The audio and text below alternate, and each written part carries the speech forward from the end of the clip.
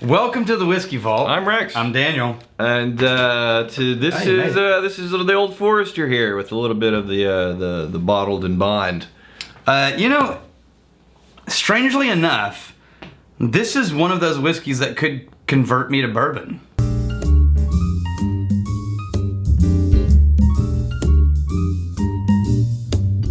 All right, this is another Bin's. Oh wait, sorry, Rex, do your thing. Is he a patron saint? Yeah. Vince Dahl, you patron saint of whiskey. All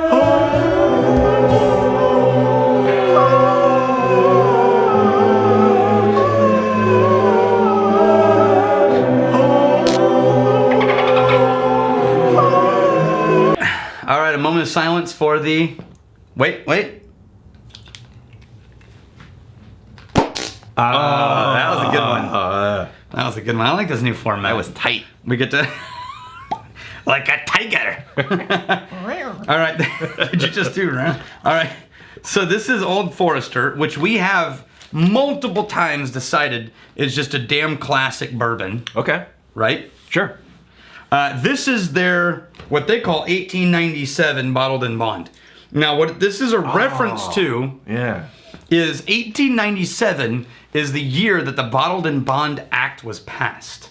And I'm going to explain that. Right after first impression. Right after we talk about the whiskey. Mr. Cruise Control. Because news format. So on the nose already, you said multiple times we've decided this is a special lively. thing. Multiple times we've decided this is a special thing.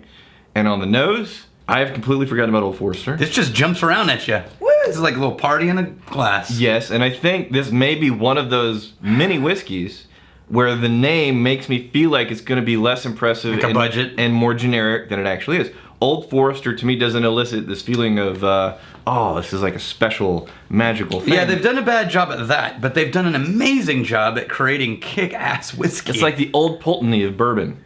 Yeah, you do. I avoided Old Pulteney for a decade because I'm like, really? And it's always, I don't know who's in charge of the Old selection, but Old Pulteney is always staged next to not great whiskeys. Yeah. And so you're like, this, Old Pulteney, this. And then we tried Old Pulteney and went, son of a bitch. Yeah. How did Oban 14 steal all the thunder? Right. Because Old Pulteney could just as easily have become a standard bearer for that flavor profile. Honey and brown sugar on the nose, really vibrant. Oh yeah, but when you say honey and brown sugar, that seems kind of simple. This is not a simple nose. Rich. This is expansive. You got the wood all up in that nose. Now this is a true bottled in bond. Wood that's poking the brain. 72% corn, 18% rye, 10% malted barley. You know what I gotta tell you? I'm getting more red apple in the nose than I was expecting.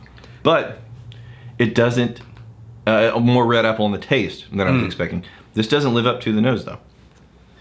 Yeah, you know why? Because it turns dark really quickly. Yeah, first blush, I'm super excited. I go into this thing, the nose is more complex. It's not bad, it's still good whiskey.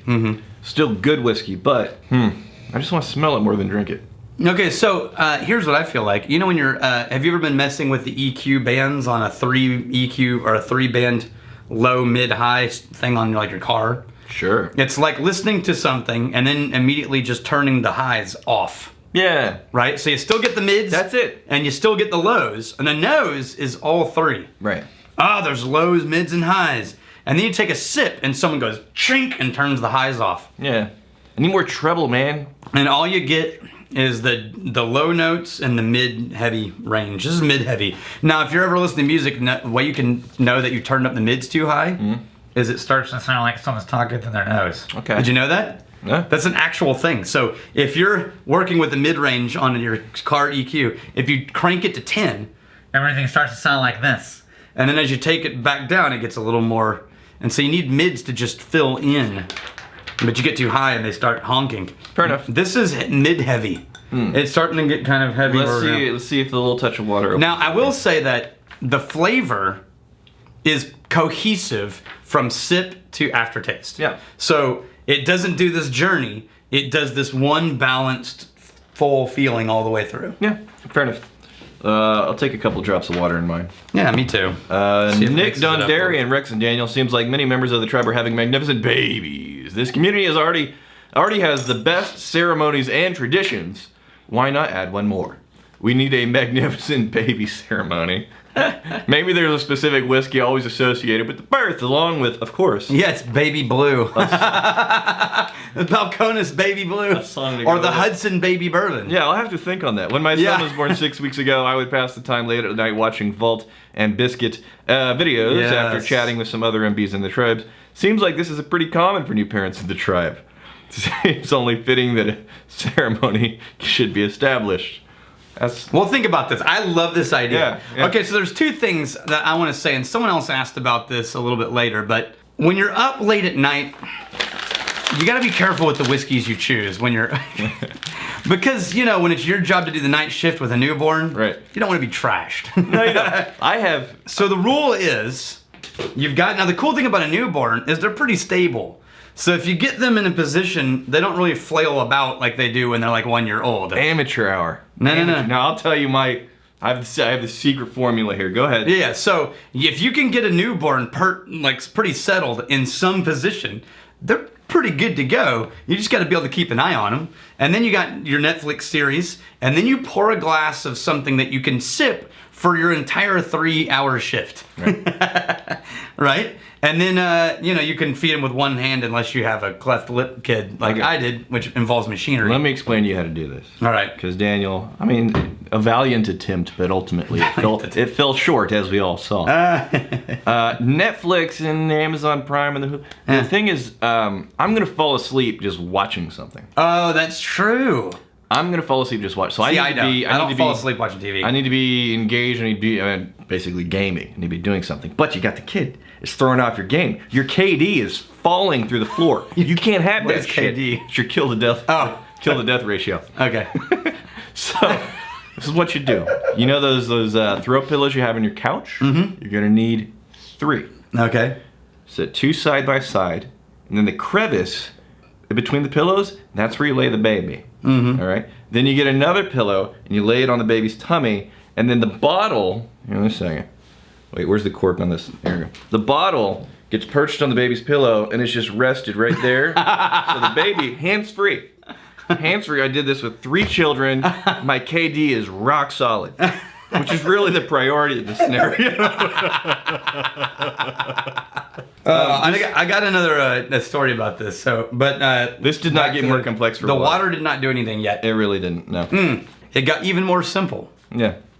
Okay, so real quick, bottled in bond means product of 1 distillation season. This is one of the most restrictive whiskey titles in the world. Okay. It's actually hardcore how the land of the free, home of the brave has one of the most restrictive whiskey label restrictions ever. Don't get me started on U.S. regulation. Yeah. Anyway, so traditionally it's January to June, July to December is a distillation season, and originally that was based around harvests and things like that. But that's a whole other thing. So a bottled in bond product has to be produced in 1 season by 1 distiller at 1 distillery. It has to be bottled at 100 proof or 50% alcohol, and it has to be at least 4 years old. Yeah. All of those things have to be met before you can call it bottled in bond. So if I was working at our distillery, and now I'm Crowded Barrel, or Deb is Crowded Barrel master head distiller, and she starts doing something in February, and then she leaves and I take over for a week, and I do a couple of distillation runs.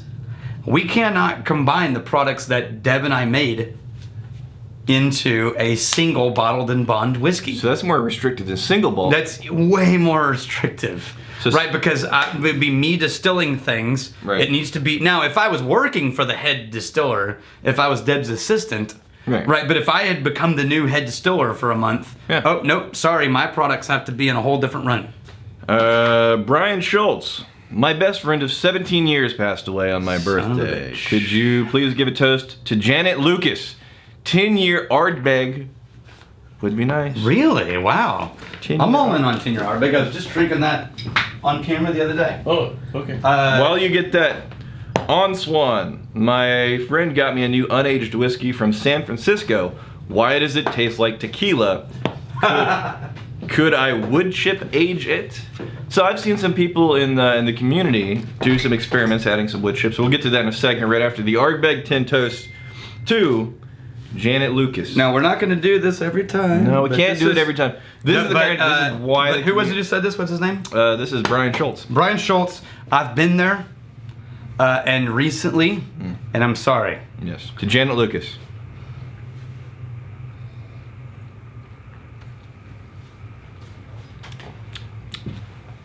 Nice choice of whiskey, my man. Okay, so here's the thing about moonshine. And wood chip aging. Okay, so forget wood chip aging. Let's talk about moonshine first. One thing at a time. To me, and I've never heard anyone else say this, to me, moonshine always tastes like the halfway point between tequila, or not tequila, but vodka and sake. So you get the high proof alcohol, but you get the super sweetness of sake. A lot of moonshine to me tastes like overly alcoholic sake, or sake at like 3 times the proof. Okay. And in that same flavor category, to me, is silver tequila. Not Añejo. Añejo and Reposadas, they get more complexity. You're just saying words. Silver tequila, so there's 3 categories of tequila. Okay. Silver, which means unaged. Okay. It's the moonshine of tequila. And it's very similar to moonshine in America. It's clingingly sweet. Yeah. Right? A little bright. Then you get Reposada. Reposada means it aged at least 6 months, or usually 3 to 6 months. Sorry. And then you get Añejo. Now, in Spanish, what does Añejo mean? Red? Year. Oh, okay. Yeah, so... I'm thinking Rojo. Yeah, you are thinking Rojo. Yeah. Añejo is at least a year old aged. And so if you want a wood complexity tequila, then you order Añejo. Yeah. Yeah. And then Mezcal is a whole other thing, which is my preferred Spanish liquor. Wes Smith. Oh, Wes! Okay, I think this may be something to go out with. Before we finish, how did you like your Old Forester bottled in bond pre-water? Pre-water? Like I said.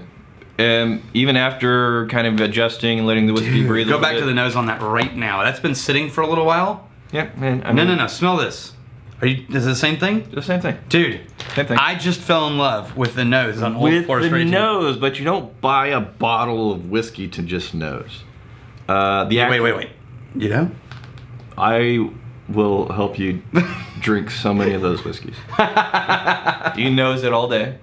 You just pass the bottle to me and you're done smelling. That's magnificent. Wes Smith, a worthy installment here. Have our whiskey, who art in bottle, hallowed be thy whiskey name. Thy whiskey kingdom come. Thy will be done in the bar as it is in the distillery. Give us this day our daily scotch, and forgive us our overindulgence as we forgive those who mooch from us. And lead us not into Irish whiskey temptation, but deliver us from evil rot gut. Amen. So saith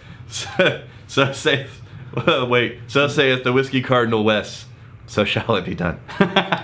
So say we all. So say we all. Here's to fighting, stealing, and drinking. If you fight, may you fight for a friend. If you steal, may you steal a lover's heart. And if you drink, may you drink with us. Hey, thanks for hanging out with us in the Whiskey Vault. Don't forget to throw in a like, hit that subscribe button on the bottom right, drop a question or comment down below.